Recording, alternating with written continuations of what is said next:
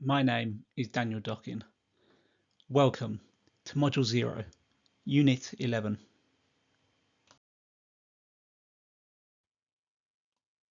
To close Module 0, let's look back at what we've covered across Units 1 to 10. We started with the basics. What are invasive plants and what are the key terms used in this field? We then looked at the core principles of management, which focus on breaking spread pathways.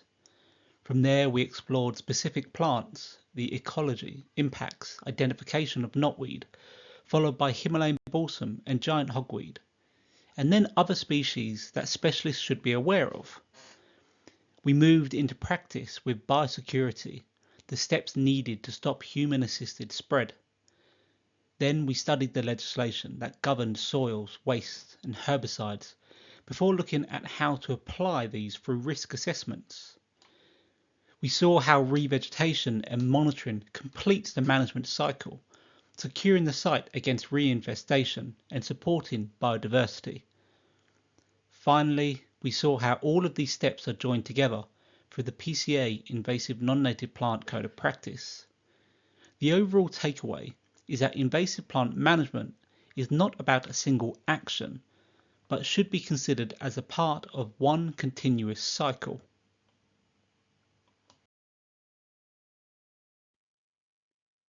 Our invasive non-native plant cycle is clear. Step 1. Identification. We confirm the species, growth stage, and extent of the infestation.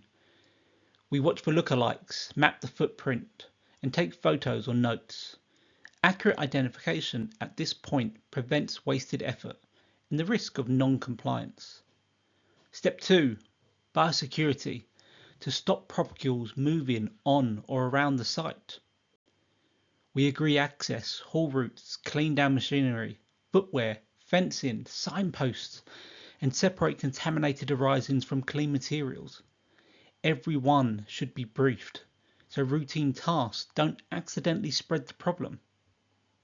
Step 3. Risk assessments. Using the Invasive Non-Native Plant Code of Practice, we consider structural, health, or watercourse risks. Is there potential spread into neighbours? And actually, how do we categorize these as a high, medium, or low? Crucially, we record these control measures. We'll use biosecurity actions, site practices, and management methods so the assessment is live. Step 4. Remediation. The control itself. Methods are tailored for the species and for the site. For example, hand pulling for Himalayan balsam, but no strimming for giant hogweed due to the health risks, perhaps using systemic herbicides only. The aim is to break the plant's reproductive pathway, seed, rhizome, or whatever its propagule may be. Step 5. After remediation, there's revegetation, and that restores ground cover so bare soil doesn't invite reinfestation or erosion. Step 6 is monitoring. This checks whether remediation has actually worked. Inspections are focused on remediated areas and timed to the correct season when the plant is visible. Remember, in practice, revegetation and monitoring will run parallel. Now we need to close the loop. If regrowth is found at any point, we restart this cycle. We identify again. We reinforce biosecurity, we update the risk assessment, and we apply the right remediation method again. That's why invasive plant management is a continuous, professional cycle, rather than a single action.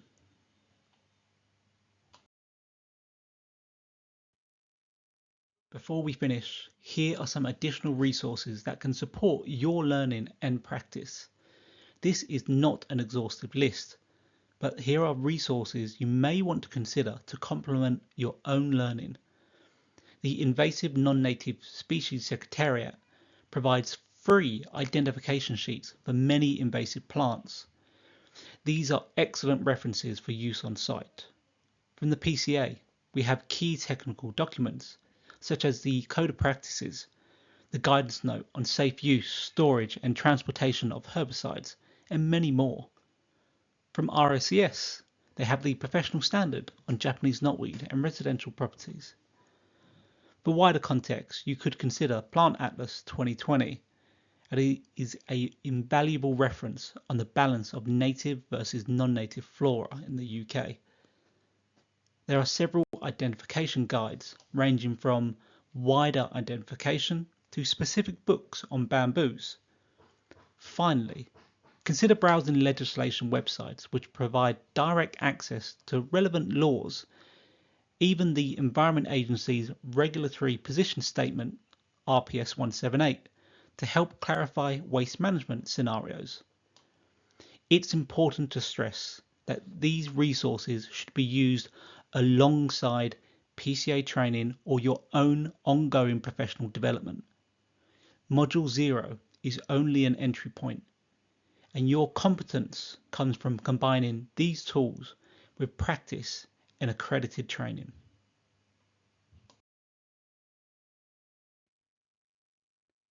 Thank you for completing Module 0. I just want to leave you with one final thought. Managing invasive plants is never about a single visit, a single treatment, or a single report. It's a continuous cycle of identification, prevention, control, and review.